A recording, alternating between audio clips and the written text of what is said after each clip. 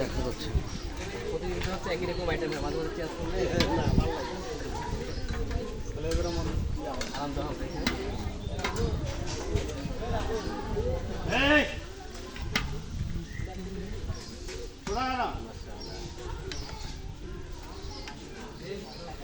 তোমার বাসা কোথায়?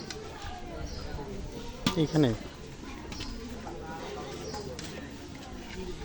পরে